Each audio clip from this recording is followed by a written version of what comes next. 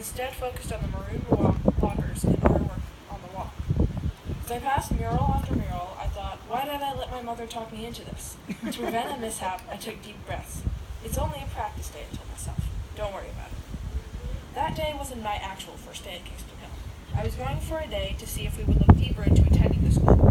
My other school wasn't working for me, and I decided that I needed a new one. As I walked into the classroom, 20 pairs of eyes locked onto me like I was an exotic animal in the zoo. Miss Craven said, "Hello, Emma. I sit at the desk over here for you with Anna, Maya, Natalie, Jessica, and Katrina." As I sat down, I noticed the HSP math book, a stack of lined paper, and a copy of Because of Winn-Dixie on my desk.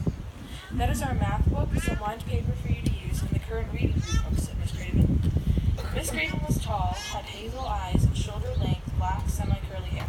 She was wearing a pink knitted blouse, a blue short skirt, and a pair of beige gloves with flowers on it.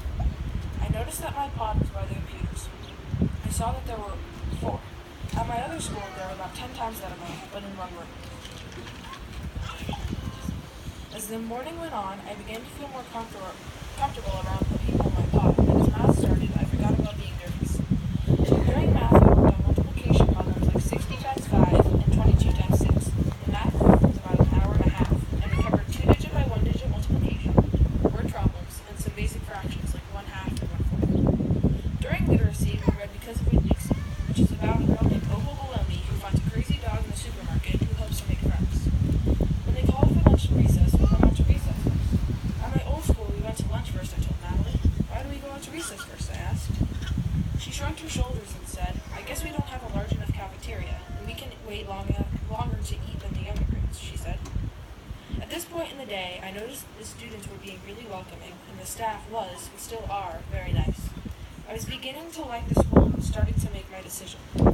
At recess, I played a game called Foursquare, and discovered that I wasn't that bad at it. At lunch, I sat next to the girls in my pod, and then I was picked for milk collector. My job was to dump out the leftover milk, if there was any, and rinse out the cartons. This ritual was similar to the one at my old school, except the janitor did it. After lunch, we had 45 minutes of deer, drop everything green, and then we had social studies. In social studies, we had to draw something memorable that happened in November. I wrote about a new school because I knew that I wanted to go to Kingston Hill. Right when I was finished, I was called down to the office to leave. At this point, I knew that I wanted to go to Kingston Hill. As I was walking out the doors to meet my mom, I thought about how much I enjoyed myself and felt at home. Kingston Hill Academy would become my new school.